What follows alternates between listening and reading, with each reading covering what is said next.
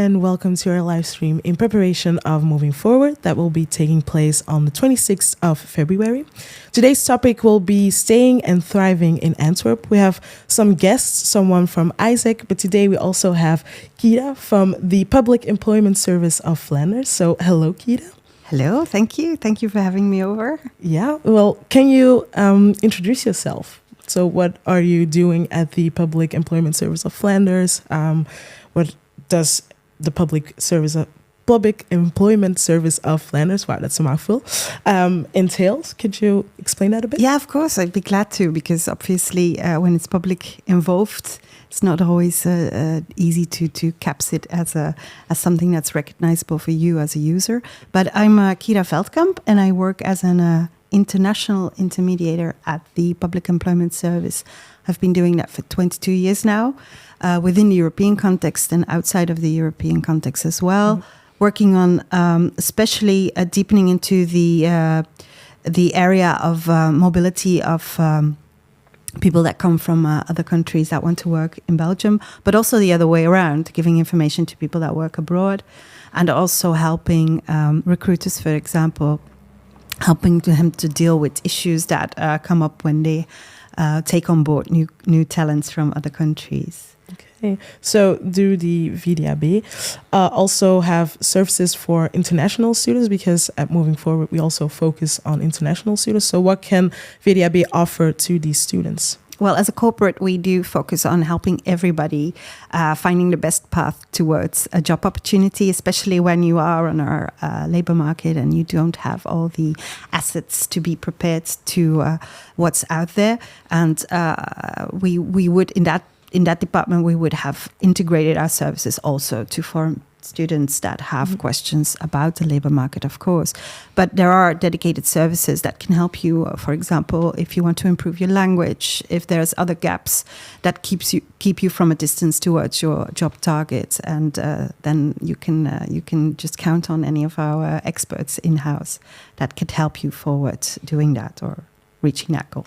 Yeah, so it's not only looking for vacancies or helping you with getting a job.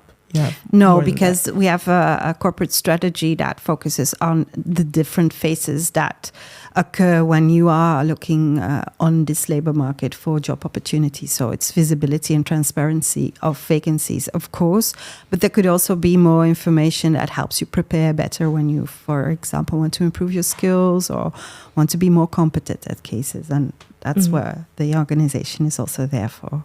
Okay. But before you're applying for a vacancy, I think it's good to know what the difference is between an EEA worker and a non-EEA worker, because I think there's a big difference and there are other rules that are being applied, I think. Yeah, definitely. That's a good question. Of course, when you're an EEA or a European Economic Area citizen, then it's easier for you to get busy in the job market, because there's what's called the free movement of EEA citizens, which implies that you do not have to have anything else but an ID proving that you are an EEA citizen to enable you to get job opportunities on the European labor market. In fact, every job opportunity should be open to you. And which also implies that there are agreements according to what happens to your social security, taxation, etc. And that, of course, doesn't count for somebody who is from outside of this arrangement. But it's still just an arrangement, because a talent is a talent, and you can come from anywhere with the same baggage and be competent enough to bridge that gulf and go for the job opportunities that are out there anyways. Except that if you do come from another country, you are obviously confronted with the fact that there's a little bit more administration to take into account, and that you will need, for example, a work permit to be able to start a job here in Belgium. And that does imply that in that case, some of the job opportunities might not be as open as other job opportunities for you. But it's not impossible for non-EEA. No, definitely not. That's what I said. Everybody is a talent and everybody has certain competences. And if you look at our background or the labor market background at this moment, we have to admit that Flanders is, in fact, maybe because it's also a small country, a small region, and geographically we're really in the heart of everything. We're in the heart of Europe, and we'd love to say that we're the heart of the world as well, or the center of the world. A lot of things are happening here. There's so many opportunities here, and there's so many opportunities that will not be fulfilled now and also not in the future. So there will be some kind of puzzle that can be made for anybody with the right competences and skills, wherever you come from. Yeah. So, as you said a little bit before, there's a big shortage in our labor market. So does this also mean that international students, when they graduate, that they can apply for a job? Is there any opportunity for them right now as an international student? Well, I would say there's no restriction to applying to a job.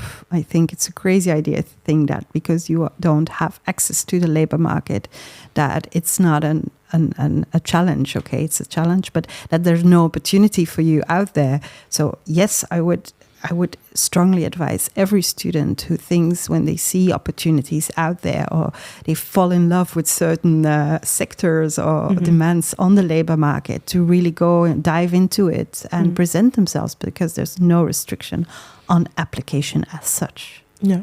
Well, I said before, there's a big shortage in the labor market, but is it only nationally? Is it on the whole of Belgium, or is it in Antwerp as well that there is a big shortage?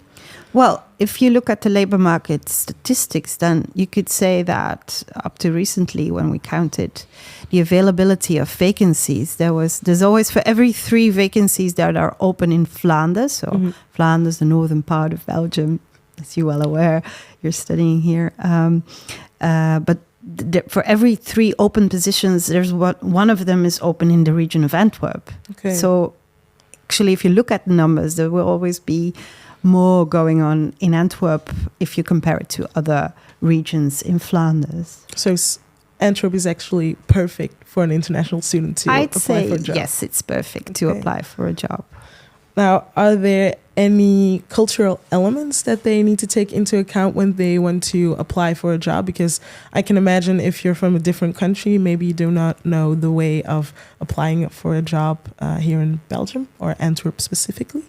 Yeah, it's a really good question, actually, because years ago, which is actually, to be precise, almost 20 years ago, I've done a study together with colleagues in the EURES network, which is the European Employment Service Network, about the cultural differences in application in Europe. And it was such a fun work to do, and the research was so much fun to do. But we came down to the conclusion that it's not so much that there's a cultural difference in application in the different countries, so much as there would be in the different regions, but it's more that you really have to look into the cultural aspects that are going on in the company and the company's demands concerning cultural differences, especially when you applicate in a region as small as this, and a region that is very much involved in anything that's going on in the world. I think you need to take into the equation that your cultural difference is basically will be focused on what's going on in the culture of the company instead of what's going on in where you're going to live and have a social life, etc. So that's really important. And I would prepare this best to diving deeper into what's, for example, out there on the background of the company, what's on their company pages, how do they communicate in general, what's out there in the media, but also if you do find vacancies, what do they use, what kind of language, how do they approach, what kind of, do they use committing communication as a basic structure to find individuals, or do they keep more distance, are they a power culture? I think these aspects are the most important when you prepare for your application here in Antwerp. But on the other hand, I do have to notice that me, myself, being from a Dutch origin, there are slight differences in culture, and you could look into it a little bit, but there's no exact science on how to do the best application or how to make the best CV in general. But therefore, you can also contact, for example, the experts on Vdab. It's always good to find somebody in your network to see what your CV is looking like or what your presentation is looking like, and let them help you in advising you. But also your friends and people you met while you were studying, or even your professor or somebody who helped you through the whole process of your studies, to see if what you are preparing on paper, if this really is a good reflection towards the contact you are looking for in the Antwerp society, let's say it that way. And on moving forward, you will also have a stand with Vdab to look at resumes, or what can they expect from you? Yeah. Well, Vdab as being an active partner also in the project, they will be having a lot of experts, intermediate experts, with also some of them who have a focus on helping you out with how to better your CV or how to prepare yourself better on the labor market. So yeah, do have a visit there and see if they can help you forward in how to build up systematically or to improve your CV better for a challenging labor market. Yeah. Okay. Definitely. And we will see you on moving forward as well. Yes, I'm looking forward to do also a little bit of a presentation to get you all motivated to start looking for job opportunities in this small but very exciting, and we call it the most bustling region of Europe. Yeah, I'm really looking forward to do that. Okay, I'm very excited to see what you will bring at moving forward. So I would like to thank you for our little conversation right now. And then later on we will talk with Yeva from ISEC, but first a little video.